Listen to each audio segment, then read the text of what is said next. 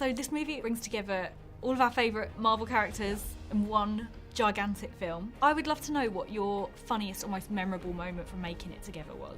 One of the most impressive moments, actually, was working with Josh, and everyone, he was being pulled and pushed and punched and all sorts, while speaking at the same time, while wearing the most ridiculous costume I've ever seen. He essentially wears like an American football, what are they called? The pads? And a helmet with a tennis ball on the top, and he's standing on a podium, and he's got these big arms that he has to hold on to. Like, he looks ridiculous, but he was so cool in how he did it, and he was so strong and so awesome. So for me, that was one of the coolest moments. Who's the funniest on set? Pratt. Chris Pratt is just too funny. Like, too funny, and I don't mean that in a way, sometimes I can't work with him because he makes me laugh too much and we can't get my close-up. Yeah, he's hilarious. I'm so happy to know he's exactly how you'd imagine him to be. Oh, he 100% is. He's even more so.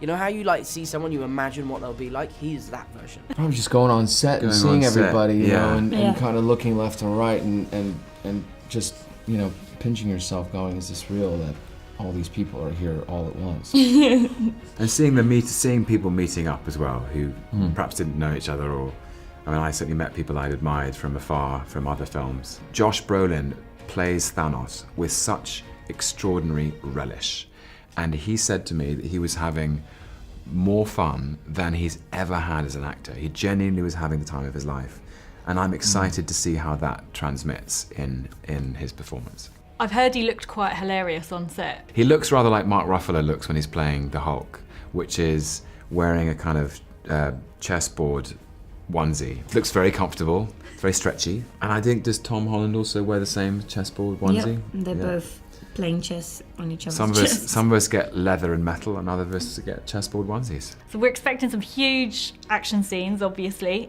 Do you each have a favourite stunt or move you had to learn for the film? They let my guy reincorporate some of his knife skills back from the Winter Soldier movie. That was kind of fun to do. I don't know if it's made it into the film, but that was kind of fun. I just have to do one arm movement with the gauntlet. You're Boom. dead. Not much. And that's it. Yeah. So I also wanted to talk to you about the big New York action scene that we saw in the preview where Spider-Man joins the fight with Iron Man and Doctor Strange. Could you talk us through what that was like to film? Well, for me, that was an interesting part of the filming process because all of my stuff there is done on a mocap stage. So it was just me by myself working with Anthony Russo, who was there with me that day working. And they show you like a previs clip of what is going on, and then you try and reenact it in the best way you can and add your own sort of twist to it. And yeah, it was pretty fun because when you're working with mocap, they can make you do amazing things. Like, I'm not that flexible, but they made my leg do that, which is amazing.